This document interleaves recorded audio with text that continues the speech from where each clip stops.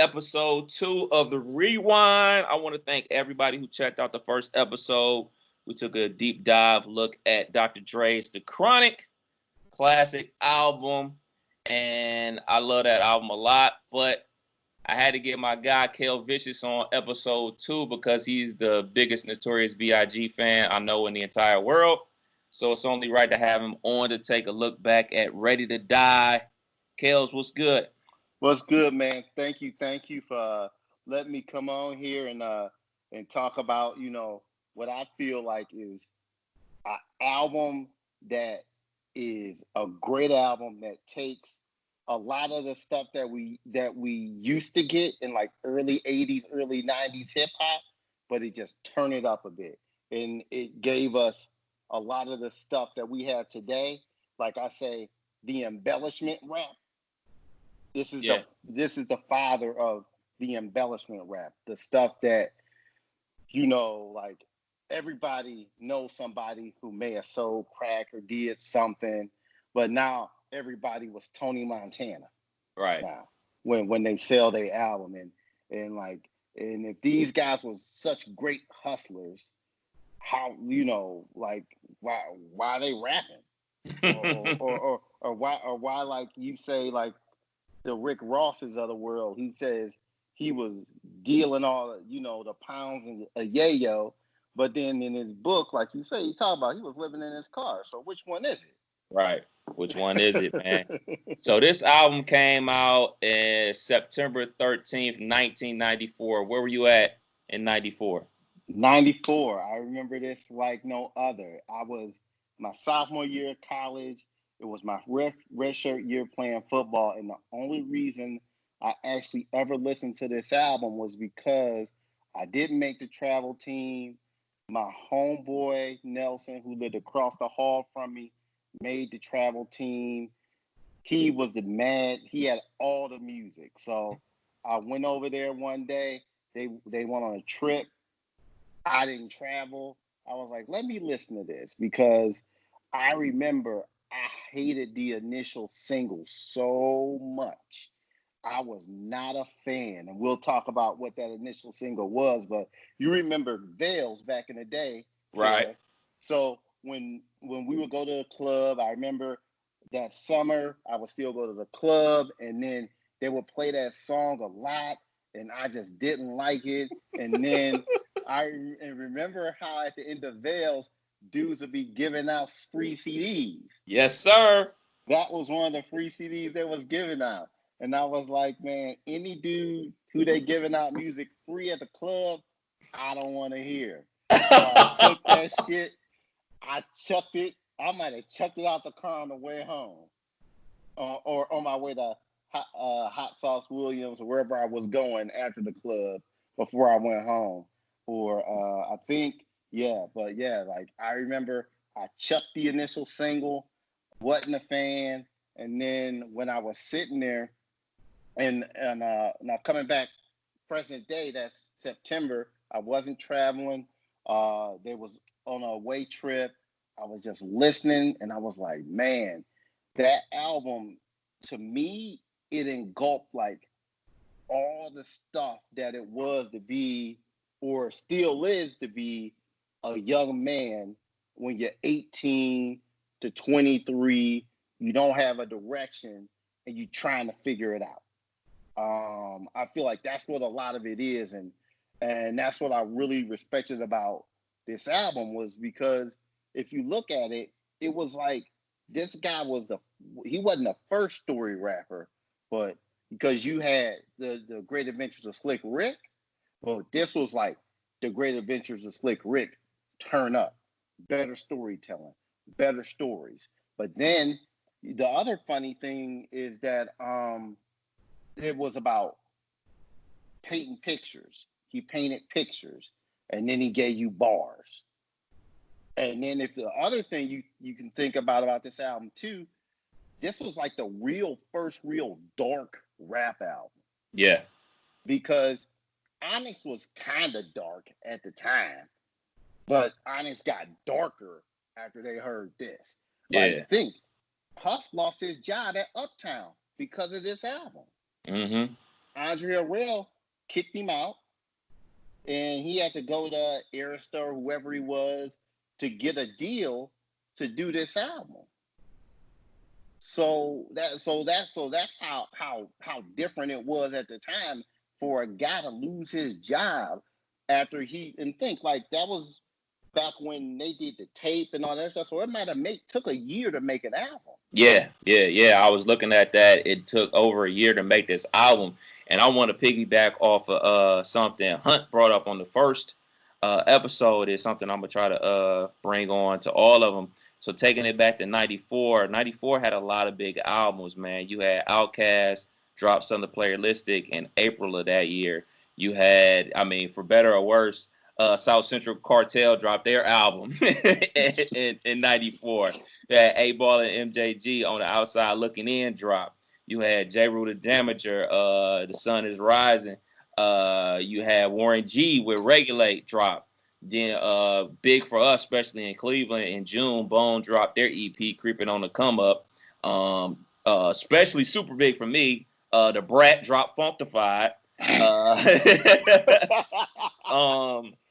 MC8 dropped Recom Strap. Also, you had another big one for me, the Gravediggers, 6 Feet Deep. I'm a huge Wu-Tang fanatic. And then, coming into that fall, September, big drop, Ready to Die. And then the very next week, Craig Mack dropped his first project, and Keith Murray dropped. So '94 had a lot of music drop. Also, Murder Was the Case soundtrack dropped in October. So '94 had a lot of music that dropped. And you also brought up something about promo CDs outside the club. Like, I remember the Big Mac thing that Puff was pushing and everything like that, because he had obviously Big and Craig Mack. That's what they was pushing on Bad Boy label at the time, man. Do you remember if that was the packaging you got, or you didn't even care? You just tossed it? I didn't even care, man, because I just remember it said Juicy on it. I was not a fan of that song. Like, I was just like, man, this shit is so bubblegum rappy to me. And when you think about when the first couple times you see Big as a rapper, I wasn't even big. It was the first time I ever heard him because my brother, who's 5 years older than me, had moved to New Jersey after he graduated from college. So think that you get that was a lot of mixtapes. And mixtapes was real big out there. So I remember I heard this song called Party and Bullshit. And everybody was all over it out there. They was like, man, this is the shit. And it was like kind of like bubblegummy, if you really think about that song. And then I think that where they found their stride was like once, I don't know if Big was with Puff back then, I think. I'm not sure. Yep. But when they did the Dolly My Baby remix, yep. And think about that little verse you get, it's like the lyrical lyricist, something not my lyrics. I'm next. Chubby competitor, quit to punch a chump in the chest. Yes. Right. Yeah. And I think that's where I think that's where they said, hey man, be you. And then I think that's where we got the next project from. Party and Bullshit dropped in '93 on Who's the Man soundtrack. Okay. And that, because that was on Uptown Records. Yep. So for me in '94, I'm a sophomore in high school. I'm really coming into my own about really liking music. I'm transitioning out of the phase of liking Crisscross and the Brat. So I'm like listening to like more like street music and everything like that. So I'm still falling into it. So at the time, I'm still just really listening to what's on the radio. I ain't got no money, obviously. So all I have money for is to buy maxi singles and stuff like that. So that's all I did. I didn't really buy albums because I couldn't afford it. So I bought tape singles. So I remember having the single. It was, like you said, it was bubblegummy. But at the time, I remembered that song because that song used to come on the radio all the time. The original, the sample of Juicy used to come on the radio all the time when I was a kid. So it was just like Puff wanted. It's something that's catchy. People remember The young kids remember it because they used to come on all the time. The older people remember it because they used to play it all the time. So it got you. At the time, he's telling a story about his come up, but I don't recognize it. I'm just singing along. You just with the melody is just a catchy song. So at the time, I don't even know what he's talking about, to be perfectly honest. No, that's totally it, man. Like it was a bubble gummy, poppy type of song, and I get it because think that's when singles was the thing. Right. Like the music industry was pushing singles more than albums. Right. Because if you walked into a record den or wherever you walked, they used to have a big wall in the mall full of singles. Mm-hmm. Like that was the first thing you ever saw when you walked into the record store was singles. So I get it, and that wasn't gonna pull me to listen to the album because like at that time, like I remember I listened to a lot of like we say being from the Midwest or Cleveland, like you listen to a little bit of everything. But I remember like being out east, going to see my brother in New Jersey, after he graduated from college. Like that's when I got a lot of appreciation for that East Coast sound. So I started to gravitate away from liking AMGs and all the stuff that we really listened to, in Ohio. And then you had like the J. Rooter Damager and the KRS-One and all that stuff. I I think Black Cops probably a couple years later, Mm-hmm. with that boom bap sound. Right. But that was, I feel like Big is the guy. Like that's why they called him the King of New York because he brought New York back. Right. Right. He made New York rap relevant again. Yeah, because I mean, we talked about this on the first episode with Dre and Death Row dropping the Chronic. Like it hit like a hurricane, and it dominated for so many summers, at least 2 summers in a row. So right.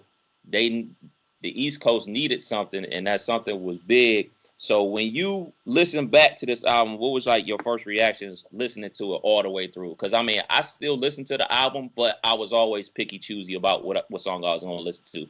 I would listen to this, I would listen to this, I would listen to this, and then I'll be done with it. So listening to it this past week, I listened to it like 3 times, all the way through, front to back. Mm-hmm. No skipping, every single song. What was your first reaction when you listened to it again, all the way through? There's one thing that I noticed is that the thing that the thing no, that no, wait, save it. Okay. So it's still a very good album. But I know you know what I was about to say, Yeah. and because I text you it this week, and it's something that I realized, and it's why I have a whole problem with the Bad Boy thing, and we'll talk about that later. But it's still a very good, like the stuff translates. It still translates, man, because like I said before, man, like this album to me, man, look, I thought about it, man, like this is the struggle, man, of the 18 to 23-year-old guy who's transitioning from one life to another life. And it's kind of like I was when it came out, I was that college guy, and you doing whatever you do to get through. You know what I mean? Like if it's like taking a book from somebody or whatever, you know what I mean? It's your scrap, your hustle. Right. And I feel like that's what this truly talks about is the hustle, and it makes me feel like, man, like this is a really good hustle album, man. It talks about all the stuff that I feel that just translates, man. I think that's the big thing I got from it is you can play it today, still translates, and the stories that he's given, guys are still living. Yeah. For me, very much like yourself, it's a very street album. This is not the Shiny Suit era at all. At all. And one of the biggest things for me is the singles stand out like a sore thumb. The singles like Juicy still flows with the album because of the subject matter, but songs like Big Papa, yo, that's not what you are on this album. And there's no diss to that. It's a great song. It was a great song then. It's a great song now. But like the persona of Big that we get on Life After Death and all the features leading up to his death and everything like that. He's Big Papa. He's the king of New York. He's just a dude trying to come up on this album, and like from the gate, it's not pretty at all. Things done changed like off the gate.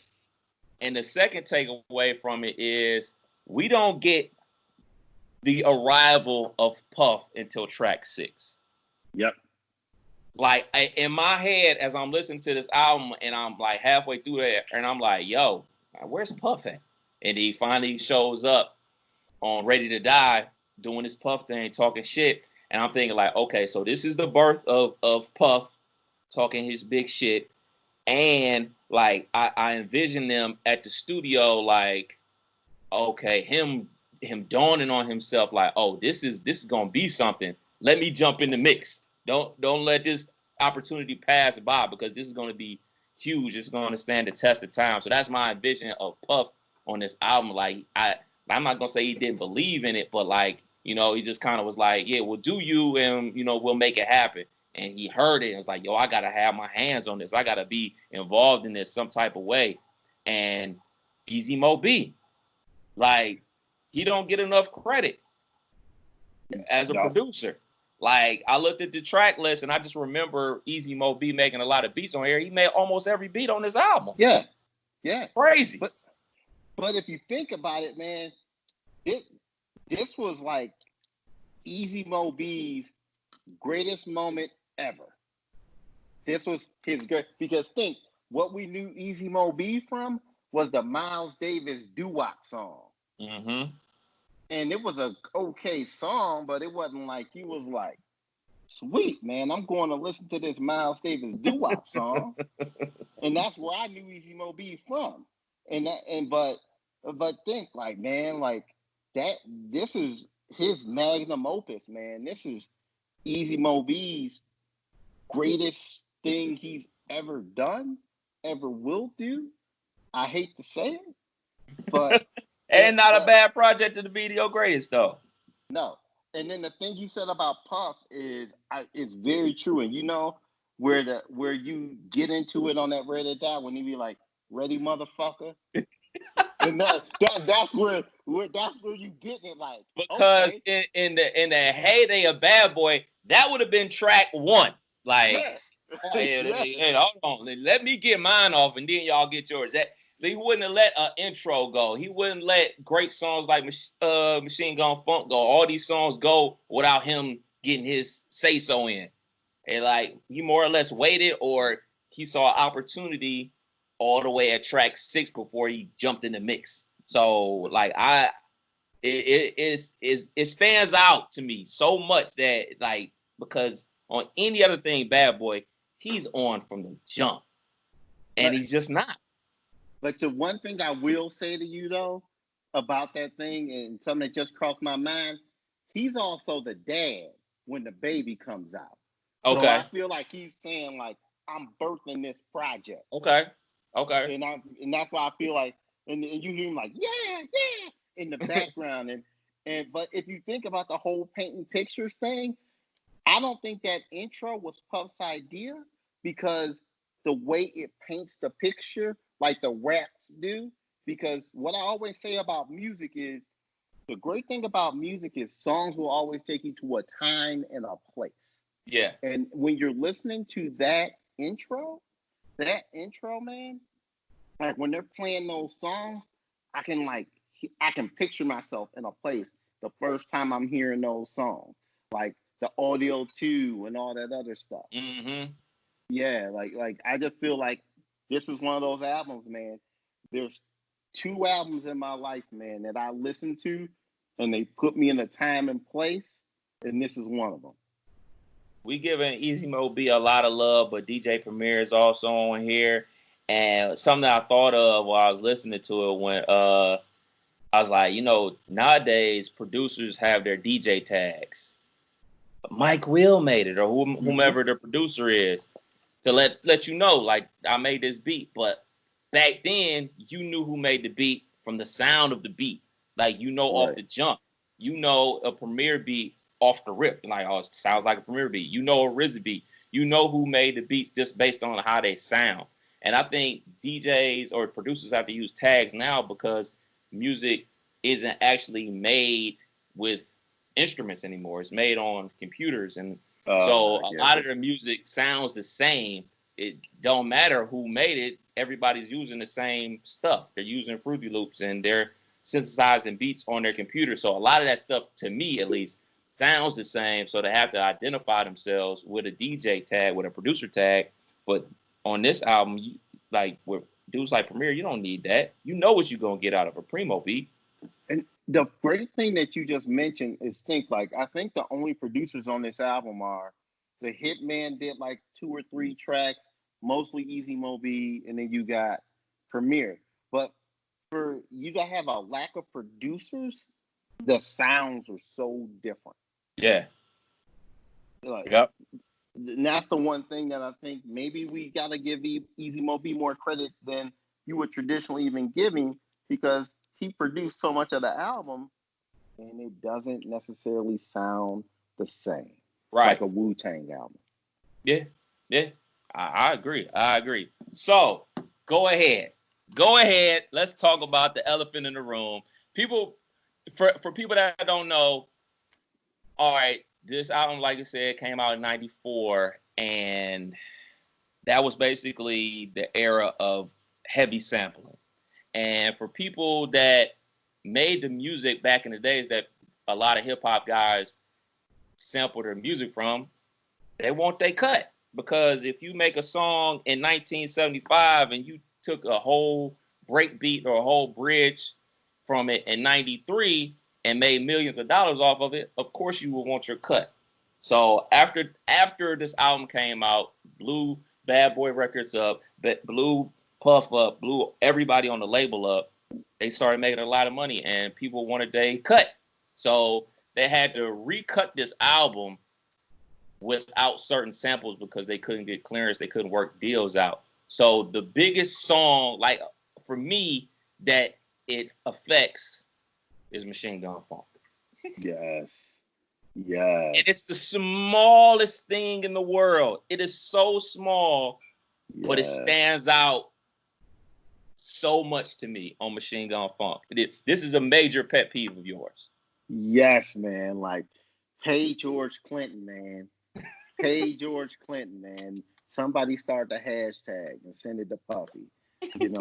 Like that's the thing, man. Like I don't know how much the man is asking for, man, but maybe it ain't even George. Maybe it's Capitol Records, because I know Capitol owned all the Parliament stuff, but oh man, like it is that so little that it's that and Ready to Die. Yeah. Yep. And the hooks just sound so different without them. Yep. And Puff says all this stuff about empowerment and giving black people what they need and all this other stuff. We'll pay somebody, Puff. Pay them and re-release this so we can get the right product. Because for everybody that's not familiar, we're listening to this on the Apple Music version, the remastered version of Ready to Die. And on there, it says Parliament sample removed. Like, it's telling you, like, yeah, what you looking for, this ain't it. And, I listened to it. It's still great. But without that small sample, it's not the same song. Now, on Ready to Die, it's not that noticeable for me, at least. But on Machine Gun Funk, it is. I don't know why it is, but it seems like it's so loud and barren. So what I did was I was listening to the original version on YouTube and listening to the re-release version, and just going back and forth. Like, yeah, you can hear it a lot. So for me, man, I don't know, man. It's It's a dinger, man. Yeah, it's one of those things, Kev, where yeah, the song just sounds so different for just that little part of the hook, man. But it's still a great song, man. It still translates, man. But what what I wanted to go and talk about is that the the samples it, it's still really good without the samples. But the one thing I really like is how I was. You're gonna laugh when I say this, man. When when I used to listen to "Give Me the Loot," I used to think it was two people rapping. Oh no! Yes, I'm gonna admit that. Like I started to laugh before I even said it, man. And I would say, man, I didn't know that that was one person rapping for years, for maybe a year, or maybe 2 years. Like, and that, because that's one of my favorite songs on there, man. And it's about all the stuff that like back in that day was where people was I was gonna get you. If Yep. you wasn't getting me, I was getting you. Um, but yeah, that's just one of my favorite songs. So you mean to tell me that you actually knew the first time you heard that It that was sounds one the guy rapping? same. It sounds the same. Sounds the same to me. Like, I mean, they just, key it up a little bit. But one of the reasons I did know is because this is a sensitive subject. But Tupac did the same thing on is it Tupacalypse Now? He's rapping as two people. I believe it's Tupac Oh, on now. Violent? Is it? I have to double check, but he definitely did that as well. But like they keyed his voice a little bit, pitched his voice and everything like that. But yeah, I knew that was him. But like I could when I'm listening to that, I could only imagine what the concert was like because Puff did that part. Because when I saw the Bad Boy tour, when I was a freshman at Wright State, they came down here. This was obviously after Big passed away, but when he performed The Warning, he did that part. And Oh wow. they showed the video of Big, but he did the guy on the phone, Pop from the barbershop. He performed that part. And so like I was like in my head, I was like, man, I already know Puff. He did the Give Me the Loot stuff when Ready to Die dropped. Like he couldn't wait for that shit. Like it was like his moment. Ah, yeah, Oh good point. yeah, like it's a great story, Ryan. But like also what stands out is like some of the stuff that is muted, like the whole number one mom pendant is muted. The what did he say? Some and them and the motherfuckers in the blue suits. I make you prove that it's bulletproof. They play Yeah, the cop siren instead of the blue suit. So like it's a lot of stuff. I'm not sure like if it was like that on the original print or they just bleeped it out now. But like that stands out to me. Like yo, I thought he said blue suits. I'm almost positive he said blue suits back in the day. But I think he did too. I think they just PC'd it a bit. yeah, With the current world we live in, because everybody's sensitive. So I think like yeah, I feel like yeah, but that man, that's one of my favorites. What do you think is your favorite song on here, Kev? it's supposed to be Machine Gun Funk. It's Yeah, supposed to be Machine Gun Funk. right. But since we don't have the real version, it turns out that Warning is my favorite song. I Yeah, have to go Warning because it's a great story rhyme. It's a back and forth. It's just like even without the video, me knowing the video backwards and forward, I see whenever I hear the song, I see the video, right, right. and it just going and like how they played it. It was like what was that? What's the video before that?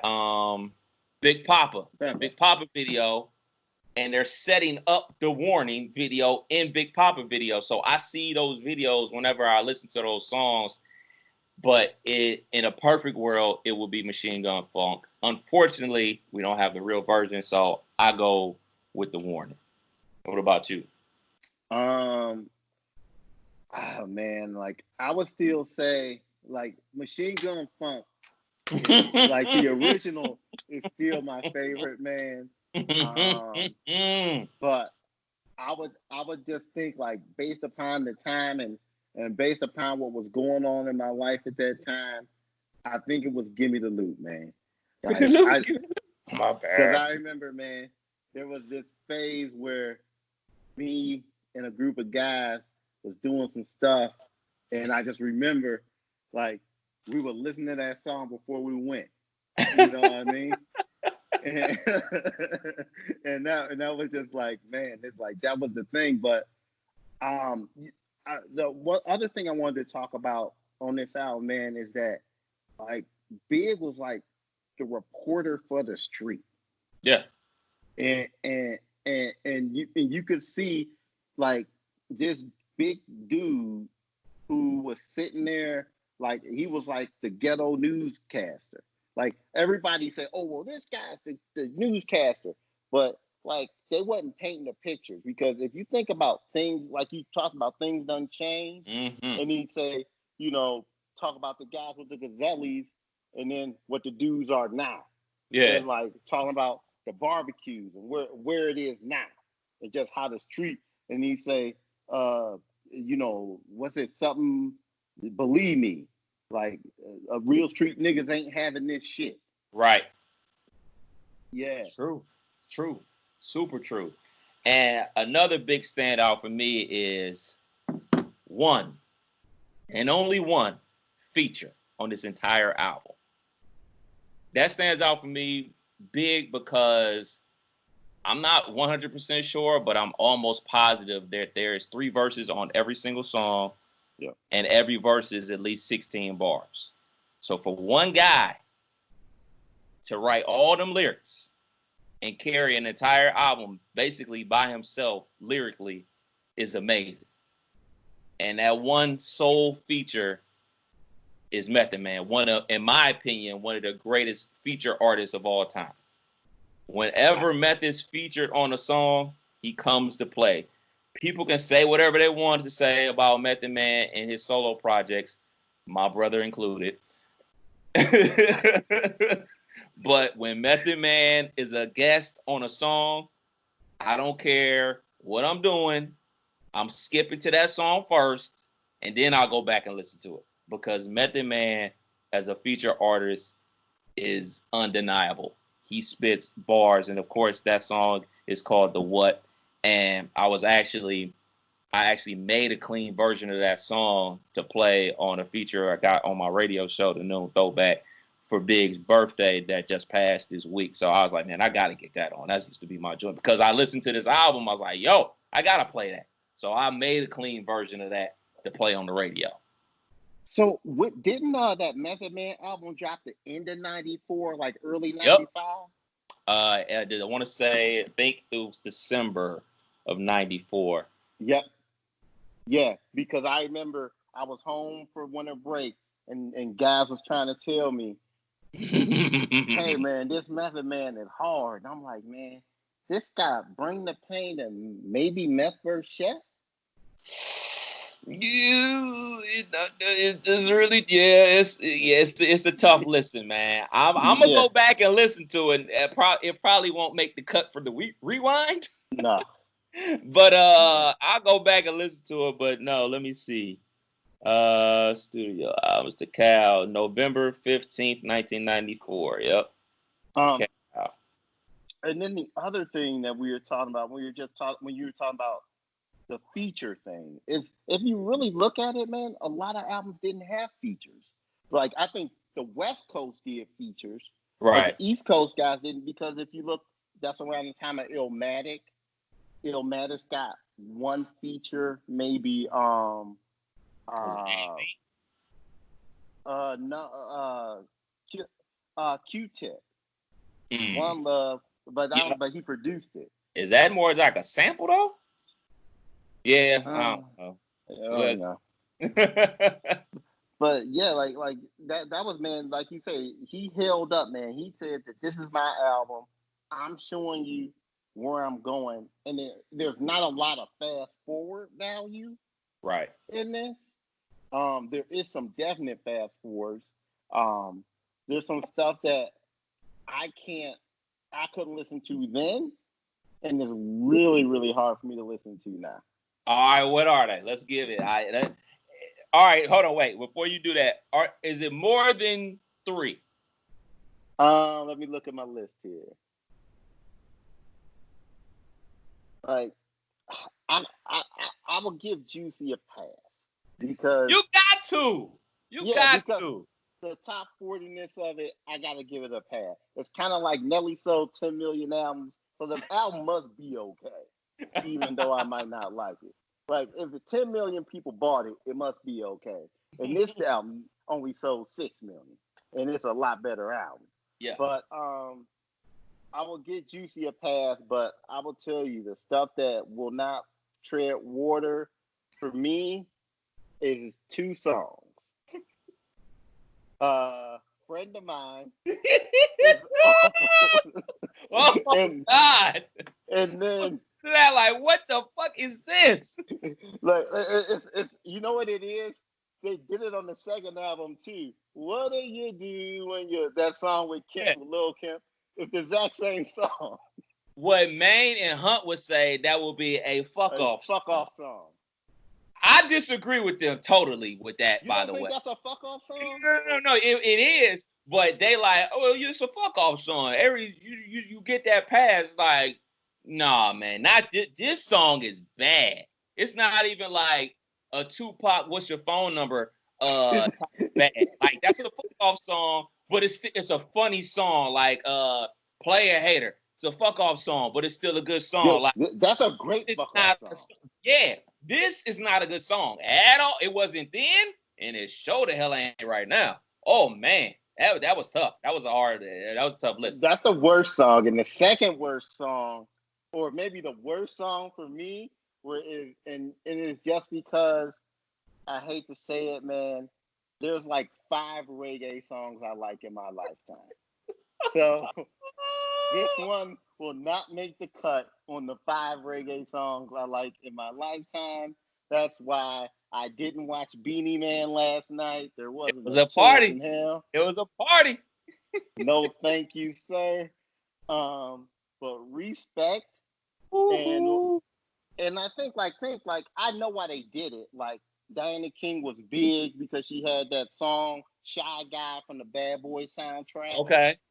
and I get why you like. All right, well maybe this is another single possibly if we need to do a single. But think, Kev, of the life life cycle of this album. It was 2 years, and they only did 3 singles.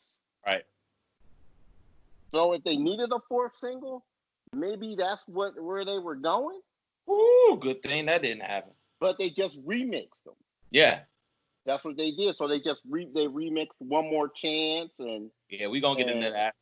and the other stuff. So I guess that gave the album longevity as well. But man, I think Respect was probably something that they were looking to make a single. Now, I'll be perfectly honest. I liked that song back in the day. Today, that shit is horrible. That's the one that just don't age well. It just don't. Yeah. It says hello 1994. Remember this? Remember you used to do this? But in all the bad ways. Like and even if you go listen to it, I won't say offbeat, but it's not produced well. It's like Big will end a verse and the beat will still play for like 4 or 5 kicks and then respect. I'm like, whoa, we could have chopped that up better, right? So it's just not a good song. That song doesn't stand the test of time. I agree with you, friend of mine. Is just not a good fuck off song at all. But everything else, everything else is great. But those 2 songs, and it's funny that they're back to back, and they basically get saved by Primo with Unbelievable. So like for me, you were talking about lengthening the longevity of the album with the remixes. You want to talk about Me and My Bitch. Now, obviously we got the version on the album, but I think the most popular version of the Me and My Bitch song is the version that's on the show soundtrack where Clark Kent drops the what is it, Computer Love beat over it? I don't. Oh gosh, I can't think right now. But that, like that song, man. It's that's. Remember how you said earlier, when you listen to that song, you can see the video. Mm-hmm. Like you can see the big dude running through the police trying to get through, and then his lady's dead. And I like that song, man. To me, is still really good, man. It paints a great picture. I remember I went to college. It was a dude from New Jersey who used to rap. Like this guy, he was a 21-year-old freshman on the football team. So he lasted like a year on campus. Like he was from like the projects. I went to college in a place that was kind of rural, so he wasn't, the city wasn't ready for him. Mm-hmm. And I remember like he used to rap like those things. He'd be like, "Yeah, your girl looks so good. I suck on her daddy dick." and like when you hear that, you be like, "What the fuck you coming from, man?" But then Big made that shit cool. Oh God! I remember, man, this dude said that rapping, and I was like, "Man, what the fuck?" What And then they use it on the Computer Love. They use the Computer Love beat on Me and My Bitch on the show soundtrack. Yeah, there we go. And it was so funny to me because I remember this dude rap like that. And we was like, man, who the fuck raps like that? But then Big said the same shit and it was cool. Something about having, as Hunt would say, charisma and style and everything like that. That goes a long way. Also, the biggest remix was the One More Chance remix, which basically took him from the street dude to what basically became, like, you know what I'm saying, the suave fat dude who got the girls regardless. And that took this album over the moon with that sample, with the video. I mean, the video, you got everybody in there. I mean, everybody in there. You got, you know what I'm saying, Heavy D hosting the party and talking crazy to everybody outside, like, y'all gonna get in, but y'all got to wait. And Big in there holding court, everybody in there, Mary in there, Johnny in the video, everybody's in that video. The girl, the brat. Yeah, every female artist is in that video. So like that took it to the moon. I remember the Big Papa remix, but the So Def remix was the one that we played in our neighborhood. I don't know what, because not Puff, but Big switched his verses up. Like the last two verses, he switched them up. So it was like you said, the remixes that they did, they didn't need to. Thank goodness they didn't drop a fourth single, because they had so many remixes that I'm sure the DJs at the time got a chance to play with. And maybe they realized that, and like maybe, I'm not trying to be funny, but maybe like if we could be in the room and Puffy here right now, we ask him about that, maybe he could say, you know what, we realized that we didn't have another single, so we just remixed everything. Maybe that's what he would say, is that there wasn't no other singles because everything was so dark and street that we had choice of A Friend of Mine, and we had Respect. Hey man, go write some more shit, man. go ahead ass and write some more. Hey, make another beat. Use another sample. But think, and I think maybe he got that from Tribe Called Quest, because that was when Tribe Called Quest was remixing stuff, and like before then the remix was just the same song, new beat. Yeah, Tribe was making a whole new song, right, new beat, and saying, and maybe saying, all right, now we're gonna do Scenario, but we added this to Scenario. Mm-hmm. I know that's something that Maine and Hunt really want to talk about, basically the death of the remix. So that's definitely going to be an episode on the Rewind where we break down a whole bunch of remixes and basically try to figure out what's the best remix of all time. So going back on this album, man, you already told me you wasn't fucking with Respect, a friend of mine. I believe, what did you say? It should be Machine Gun Funk, but you roll with Give Me the Loop.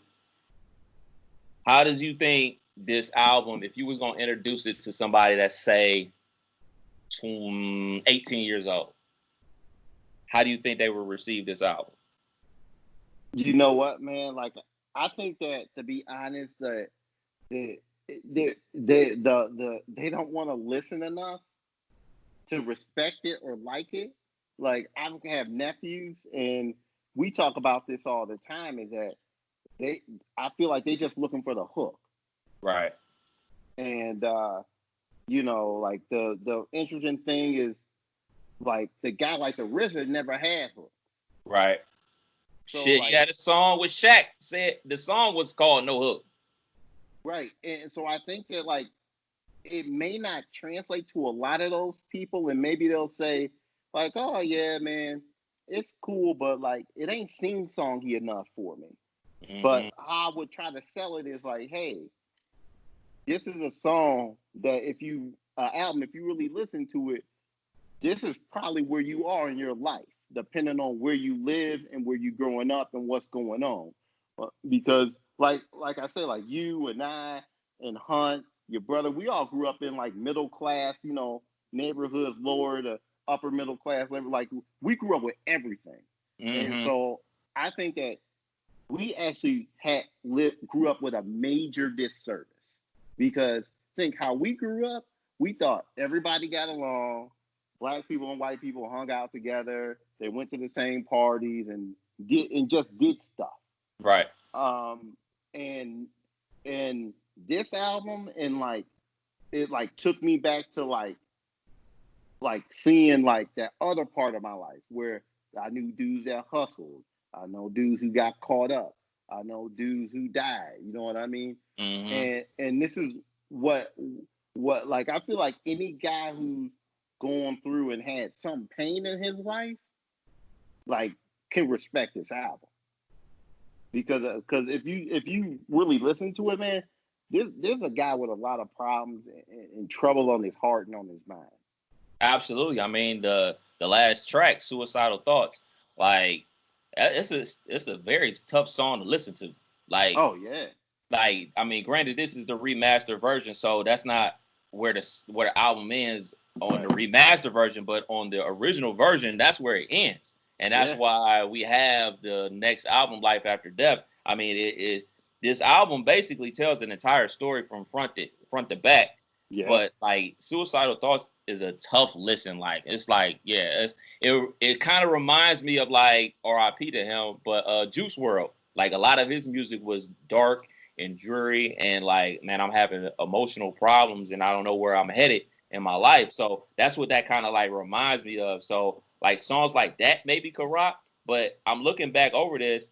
Suicidal Thoughts is the shortest song on the entire album. Every other song is 4 minutes.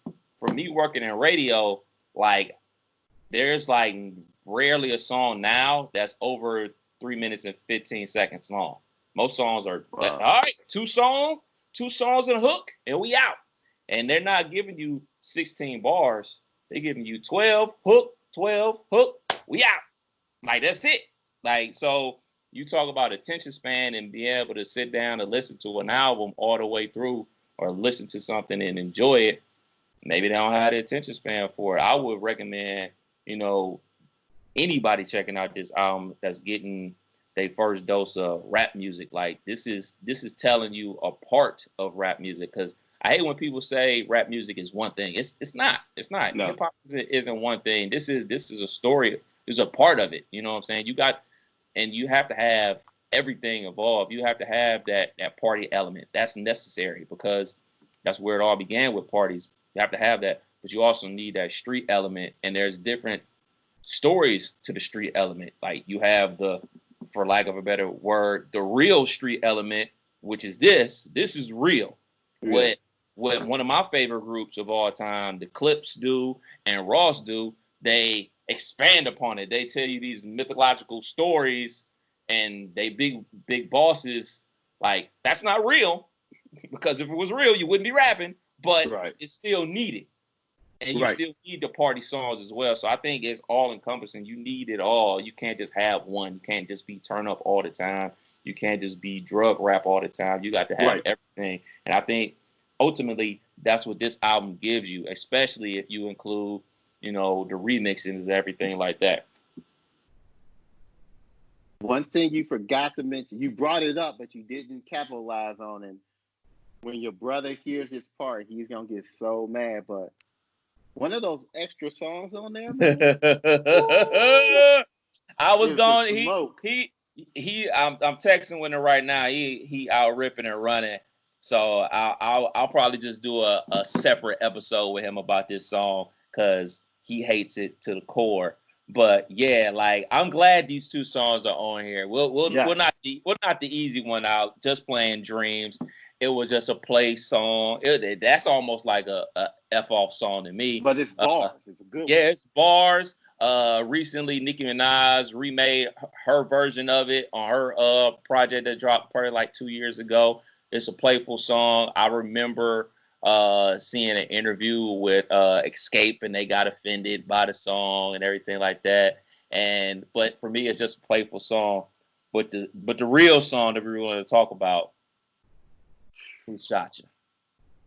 Who Man, Shot You?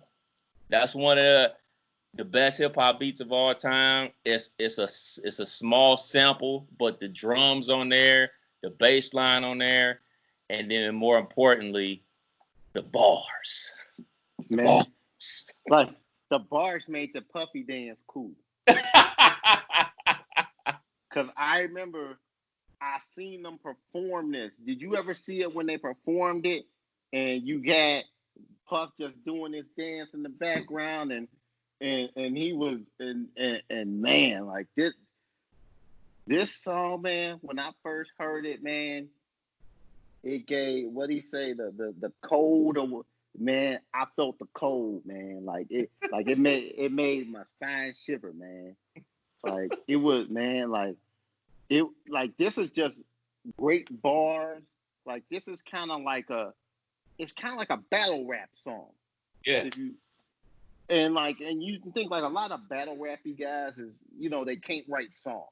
Right. Like you always say this, like some of the best battle rappers had the worst albums because they don't know how to write a song. You talk Gotta be able about to that write a all the time. song. Gotta be able to write a song. Gotta be able to have a structure to a song for everybody to enjoy. You can do both. Both can be done. It's been done by Big. It's been done by Kendrick. It's been done by Meek. You know what I'm saying? There's dudes that are Mm-hmm. battle rappers that have been able to do both. But it's just like battle rappers. I know our boy D, is a big battle rap fan, and he just loves it. But man, it's cool. It's a lane, but it ain't everything. But you're not gonna sell no albums battle rap. And this, but No.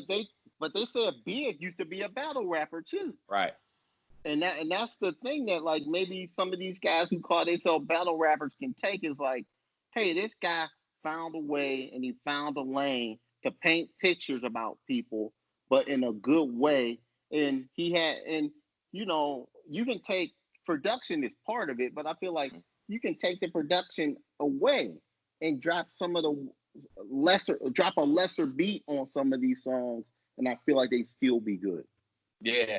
And on Who Shot Ya, I remember, it's so many stories about how this song came about, at first it was on the Mary, My Life, and you hear bars from Keith Murray, and it was supposed to be a Keith Murray song with Big, and then eventually, like, Puff was like, yo, I need that. Did his Puff Right. thing, and basically had the beat for Big, and had them rewrite the whole thing, and then we got what we got. And you can actually still find the version of the whole Keith Murray version Oh where yeah.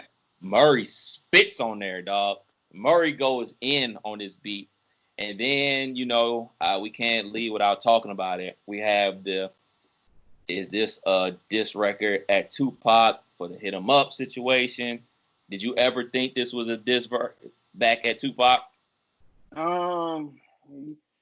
Man, like they say it wasn't, man, but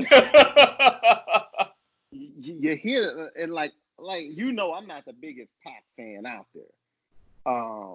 We're gonna And have just you on the Me Against the World episode. Trust me. good album. Probably Tupac's best work. But this man, like like I would feel uncomfortable. Like you would feel like imagine if you had a beef with somebody and this song came out. Right. And just listen to it and put yourself in that place. I'd be uncomfortable and I would think dude was coming for me too. Right. Like it is a song that when you hear, man, the bars are so good and they're exceptional, and the stuff that he says is so personal. It's like I say, the time and place of music thing, and it touches you. I bet you I bet if Suge Knight heard this song today, he'd be like,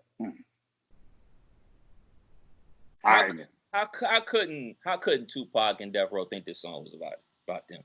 How couldn't they? Like it just is what it is, man. Like Puff can say till he blue in the face that this is just a B side of an album. It's just kind of like the warning. Like that's what he always tries to explain it off as. Like it was recorded before he was shot. It may be true. It may be true. Let's say for argument's sake, Puff is 100% telling the truth, and this is just a circumstance. There is a point where it's kind of like bad karma. Yeah. Where even all these years later, yo, we can still listen to it right here on Apple Music. Who shot you? Even if it's not, this song's not making you money like that. If people going back to listen to it, they going back to listen to what they remember in 1994. Maybe that, oh man, I wish I still had Who Shot Ya on cassette, but they're not dying for it like that. They're really not. So for you to put it on the album, to give the green light to say, yeah, put that on the album, it's in poor taste to me. This didn't start, but this was part of the whole East Coast, West Coast thing. And in my opinion, it's in bad taste to have it on there. And for a team that claims we weren't about that action, we weren't about that smoke, we didn't want that, we knew it was going to end in a bad place, which it ultimately did end in a bad place. I think that's just in bad taste. Now, not Bad Boy, but Death Row, they can do whatever they want to with the Tupac catalog because they were always the aggressor. So I have no problem with them continuing to release stuff like that. But there is a point where you say, look, man, let's just not have that song on the album. Let's just give them what they actually got in 94. That's just to me. But doesn't some old white lady in California own all the rights to all that Death Row music now? I think so. I have to double check. I don't know who now. That shit done changed hands so many times. That's so crazy because Drake could buy it if he wanted, but I don't do it. I don't know. I don't think a lot of there's one thing, and when we talk about Big bringing New York back, the one thing was Doggy Style. Yeah. Like that. I feel like Doggy Style and is the Chronic considered Death Row? Yeah, but Dre owns that. Okay, yeah. So I guess that's all he care about. Yeah, probably. Yeah, there's no and I feel like the reason all this new music or music ended up on this album was because Puff ain't had a hit in a long time, man. Music ain't paying for him like it used to. And think the guy probably hasn't he's not musically relevant anymore. Just plain in fact, he's not musically relevant. So maybe this is just something to kind of keep him relevant or but he's not musically relevant. But who's musically relevant from them besides Jay-Z and Premier? Running out, running out of names real quick. Yeah, I mean, yeah, Jay-Z, Premier. I mean, I guess you could say a Nas Yeah. is. Um, But what's the last Nas album you really like? the last Nas album I liked, damn, 15 years ago, probably. which one was that? Nah, it was the one. Damn, I guess it ain't because I can't even think of the name of it. Right. Yeah, like that. Like that's the one thing is like the one thing you talk about. I just think that it's just like this is the probably the best work that Puff ever did, and it sucks that the guy that kept him so musically relevant in the '90s passed away at the age of 25, and think he had to keep remaking albums with verses that you didn't hear, and now you can't do that anymore. So Man, that Biggie duets came on after I was listening to this album, boy. I hated that album then. I hate it now, boy. What do they call albums after they release after someone's passed away? posthumous or something Yeah, like they posthumous. need to stop doing that, man. Like No, I remember that wave where you would get the Machiavelli 5, 7, 13. Like, yo, I used to buy them all. And mm-hmm. for some ungodly reason, and they were all horrible. Like the audio was bad, the songs are bad, until it dawned on me, like there's a reason why these songs ain't come out, because they Right. suck. Howard Stern talks about that all the time because he says that because he always gets pissed off when like Jimi Hendrix family puts out new music or how Prince's family is trying to get the catalog up and going. And Howard Stern said this like a year or so ago. And he was like, if these guys being artists wanted this shit heard, they would have put it out. Yeah. At the time. Yeah. When it was relevant. Like they weren't sitting on this stuff because they're like, oh, I'm gonna wait 20 years to put it out and people are gonna be like, oh, I was a genius. Yeah. It just wasn't up to what they considered to be a playable level. Right. And I mean, I don't have a problem with them releasing like greatest hits. Like you could do so many things for especially a Tupac. You could do like a greatest hits, just all singles. You could do greatest hits, just features.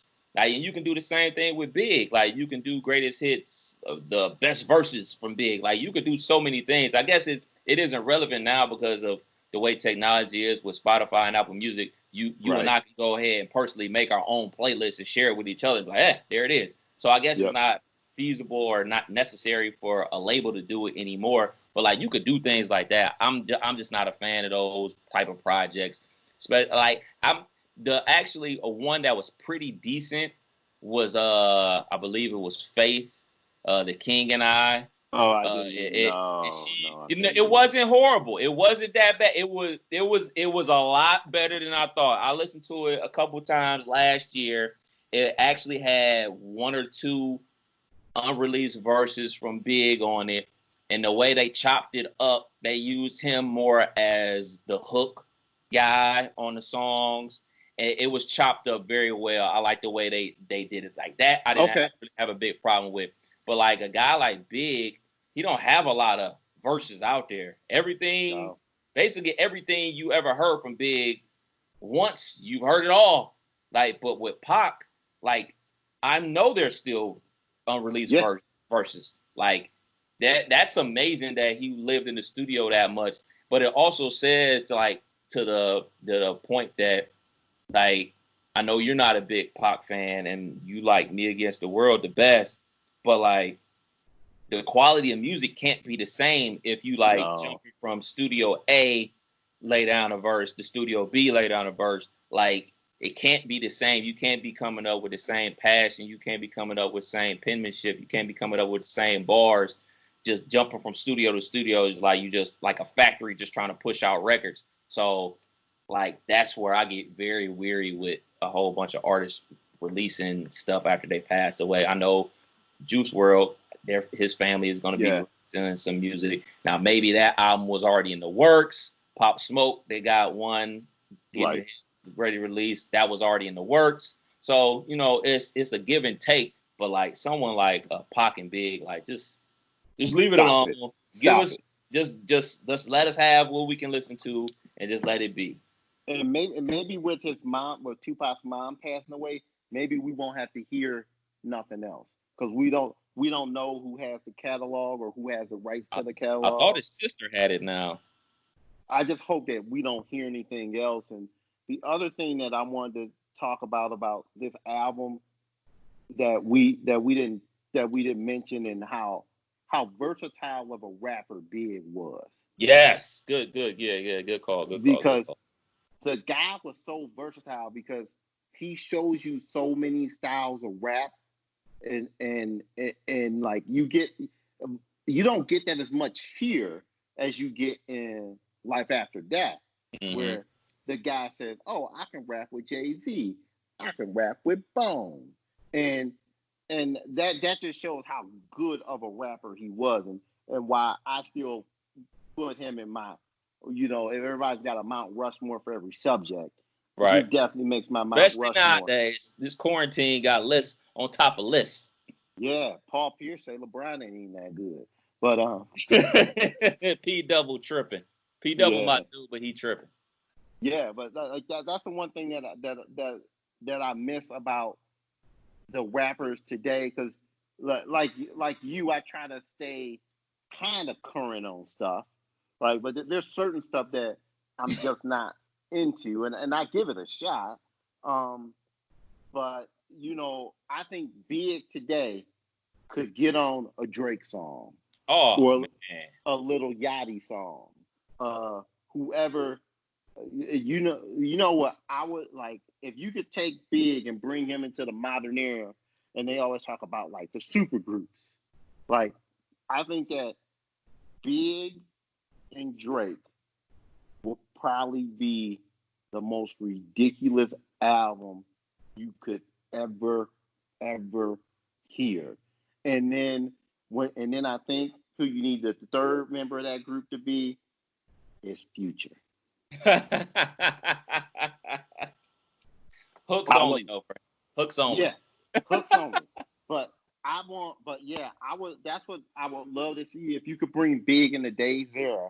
And next time you do this, if you do an older album, just ask the panel or whoever's on, like who could they work with today? And that's what I like about Big. Like, I can see Big today doing a song with Future, doing a song with Drake, doing a song with T.I., or doing a song with, you know, E40 or whoever, or Kendrick. You know what I mean? Like, I could see that happening, man. Like kind of like that role 50 Cent tries to play, I guess. Yeah. To like the younger up and comers. Yeah, like the big homie. And I feel like that's where Big would be today if he was still alive. He'd be like that thing that 50 Cent does, where the new guy's out and he's popping or just about to pop, and then 50 shows up. Yeah, give him that cosign. Yeah. I mean, Drake does that as well. You know, Drake is like the king of like, oh man, this is bubbling. Let me make you a remix. And I'll take your song and take it to the top. Okay, Drake. I wouldn't know who Block Boy JB was without Drake. Exactly. I mean, that Drake got that touch, man. You can't front, man. Well, this was dope, man. Well, shoot, before we wrap up, man, I think this goes without saying. This album stands the test of time, right? 100%, man. Like, I think that this album stands the test of time. And we are having a conversation earlier about there's a lot of albums that I liked that I can't listen to today. But this is definitely Give me two. Anything EPMD after Strictly Business cannot do. And I love that whole Terror Squad. Death Squad. I love the whole Death Squad thing, man. I still listen to Strictly Business. But I tried to listen to the second one the other day, man. What business as usual? I want to say when they both sitting on the white Benzes. And This is Strictly Business in '88, Unfinished Business in '89, and Business as Usual. Okay, Business as Usual got some bangers. Got Rampage, Hardcore, Gold Digger. The ones between those two. Okay, let me double check that. Let me make sure. Yeah, that's the one with. So what you? Man, yeah. No, that's not Nick Nack Patty. Big Payback. Yeah. Nick Nack Patty. Okay, yes, a lot of this stuff I can tell is dated just by the title. It's super dated. Like that album, super dated. But Total Chaos was my joint. Like I think EPMD was like safe harder rap. Yeah, because I listened to EPMD when I was a kid too, but it was like it's hard, but it's safe. I used to listen. Funny story. My dad, I went to Benedictine I went to Benedictine at first. So my dad it was a 20-minute drive to school every day. So no, it was a 15-minute drive. So I knew I could get 2 songs in on the way. So I would always, and I used to like do with the EPMD. Like if I had that 10-minute ride with my dad today to school, it definitely would not be that EPMD album because that was the one I listened to. Oh man, you got to make me go listen to this today, man. The other one that I don't think translates. Let me think of another good one that doesn't translate. I would say a lot of that old like AMG and all that West Coast stuff that I used to listen to. I used to love that song "Vertical Joyride" by AMG. And that whole "Bitch Gotta Have My Money" album. That shit is awful today, man. Unlistenable too. For me, it's one of my favorite dudes from back in the day that really I shouldn't have been listening to, but Spice One. Spice One. It used to be 187. 187. Yep. Now, Dump 'em in ditches. Don't Ring the Alarm, Murder Show. Like the standout songs are still dope, but it's a lot of songs on here like, yo, what is this? And why are you saying that? And this is not good. It's a lot of that. It's a lot of that. Like, yo, that's the amazing part about it. Like the songs that you gravitated to then, you still gravitate to now, and they still ring off. But like the B songs that you still listen to because they was on the album are just like, yo, this is bad. This is not good. I can't listen to this. And then another album and before we go, man, I think you should do one on the most overrated albums. And I have one suggestion for you, and I think you know what I'm gonna say. Oh God, don't do it. Don't do it to yourself. Don't do it to yourself. Black Women Hate Me. Go ahead. That first Lauryn Hill album is the worst. Get shot. that shit is so bad, man. Like that is not what I signed up for. That was like you was going to the movie and you saw the preview to the movie, and then you get there and you're like, what the fuck is this? She got us, man. I think she got every dude in America with that album because obviously what it was like 95, 96, Fugees dropped the score. Mm-hmm. He is obviously the best thing on the score. She's the best rapper in the Fugees by far. You know, she's the standout verses on every single song. So what we're thinking is like, oh, a whole album of her? I'm here for that. You buy it. It's one rap song. The first song. One rap song. This shit gonna be great. And then I remember I bought it. I was on the way to your house. I remember how this happened. I was on the way to your house. It was like a Friday or something. Because didn't CDs used to drop on Thursday or Friday back then? Tuesdays. Okay. So I might have bought it like that Thursday. Me and Maine was about to go to B-Dubs and get some beers at our Enterprise days. I'm driving to the house. By the time I got to the house, I was so mad. I took the CD and I gave it to him. I was like, hey, man, here you go. You ain't heard this yet. No, you can have it. That's how he got his copy. Man, I mean, it's it's just not what we wanted. That's all I'm gonna say. It's just not what we wanted. It wasn't what we were expecting. It was what we wanted. It's just I got Mary J. Blige for that. I don't need you. And on that note, stop trying to make my life too. Oh, thanks for having me today in here, Kelz. I got nothing. You go ahead and close it out. I got nothing. We can do it again, man. I would love to see, like I said, some more current stuff with some of the younger guys from maybe your other podcasts and hear how they think about stuff from the You Can't Make This Up podcast. And then yeah, man, like thanks again for having me, man. Much love, man. I'll talk to you later. All right, man. Peace. Appreciate it. Peace, man. Later. Wow, man.